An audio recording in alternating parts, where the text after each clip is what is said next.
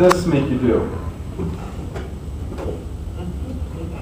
Anybody like Cheerios? Yeah. Anybody's stomach starting to rumble? Maybe you say, you know what, I don't like, you like Cheerios? Maybe it's not Cheerios. For those that love healthy,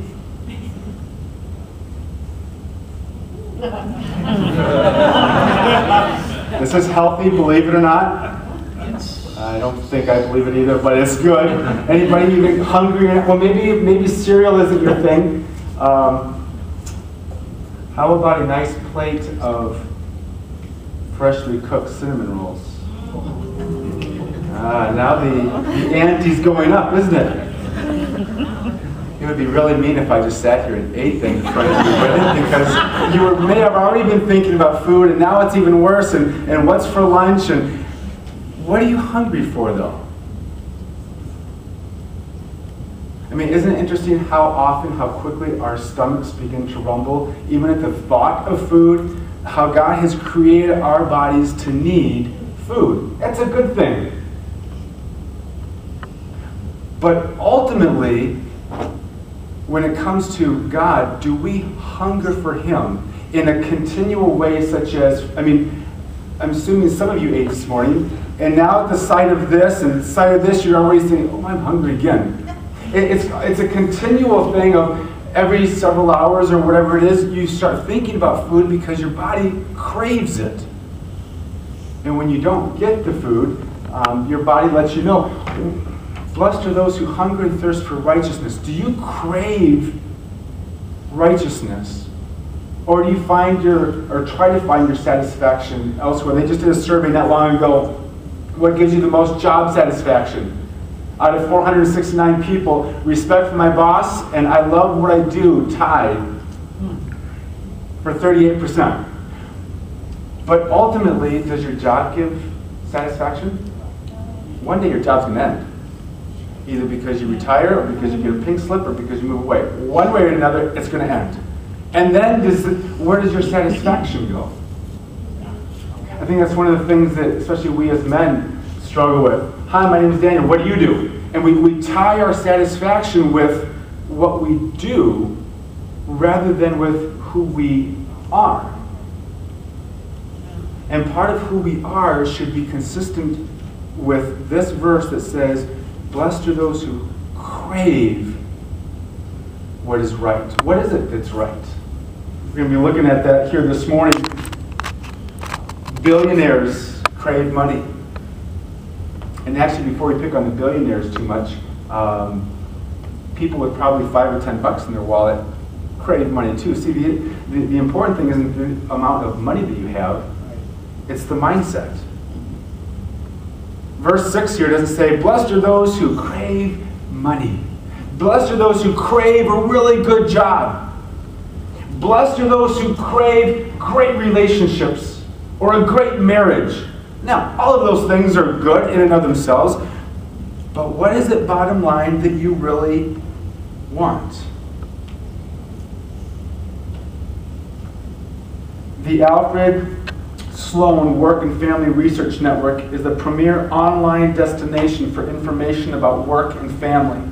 And they say the following: life satisfaction is often considered a desirable goal in and of itself, stemming from the Aristotelian ethical mode, where correct actions lead to individual well-being, with happiness representing the supreme good.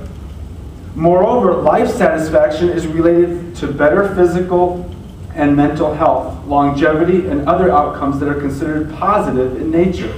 Men and women are similar in their overall levels of life satisfaction, although women do report more positive and negative effect. Married people are more satisfied with their lives, with those with lifelong marriages appear to be most satisfied. Life satisfaction tends to be stable over time, suggesting a dispositional and perhaps even a genetic component. These two men that were doing this study have examined the life satisfaction set point, a relatively stable level that an individual will return to after facing varying life circumstances. And they're reporting that there are longitudinal changes in satisfaction levels and it goes on and on and on. And I'm like, life satisfaction. If you do this, if you do that, if you make a lot of right choices, then you'll be satisfied. But you get to the end of these studies and it's kind of, is that it? Is that all that the world offers? And yet, for whatever reason, our world keeps swallowing the lie that if you just do what the world says, that you'll be satisfied. That hole that's in your soul, rewinding to the Garden of Eden, when Adam and Eve chose to break God's law, chose to disobey, there was a hole in their soul that all of a sudden opened up. Because what had been totally and perfectly fulfilled by God had now been broken by man. So ever since then, everybody, in fact, we are created to need God. So along Jesus comes. He just came out of the desert, 40 days, and he's there now talking to the people. He says, blessed are you if you hunger and thirst for what is right, for you'll be satisfied. That hole in your soul, that longing, that craving, that's even deeper than the craving for Lucky Charms, can be satisfied by God and by God alone. But we have a choice. I can keep trying to find fulfillment in Lucky Charms, and guess what? You go back day after day after day after day after day, and you never get enough. And Jesus says, you had that choice. You can keep trying to find your satisfaction in your spouse, or in drugs, or in your work, or in your car. But that satisfaction that Jesus promises is only in Him and only in Him alone. But it's a choice. That Garden of Eden again, when they broke God's law, now all of a sudden they realized, what did they realize? We need some clothes. All of a sudden they realized, she may try to take advantage of me. He may try to take advantage of me. And then they have children, and for those here that have children, we know that the sin nature is alive and well, don't we? And it begins to unravel, and people are seeking to get back to a perfect relationship where there's harmony, where there's joy, where there's peace. Our world, what do? Peace. We want peace in the Middle East. The roadmap to peace. You walk by storefronts and they have peace, or they have joy, and they have love, and they have different values that are good.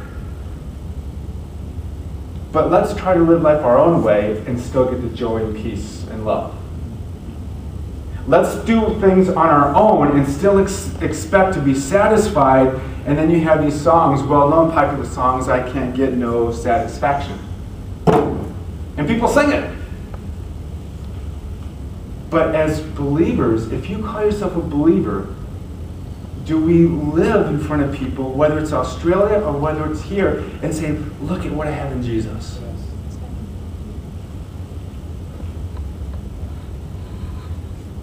In John 4, there's a great story. Jesus goes out to get some water, and there he meets a woman, and he begins talking with this woman, which in that society was a no-no. Men don't talk to women. And Jesus was a Jew, and she wasn't. There's a second no-no. And they begin having this conversation back and forth about water. And remember, you've got to keep drinking, and then when you drink, you've got to drink some more, and then when you got to, because water satisfies, but not like living water. And Jesus begins to have a conversation with her, saying, what you're looking for is living water. That is Jesus. Because anything that this world gives, water, Lucky Charms, Cheerios, whatever you have to keep going back. You have to keep going back. It doesn't satisfy. That's right. So then Jesus comes along and says, I have what you've been looking for. Look back at your verse again, verse 6. Blessed are those who hunger and thirst for righteousness. Right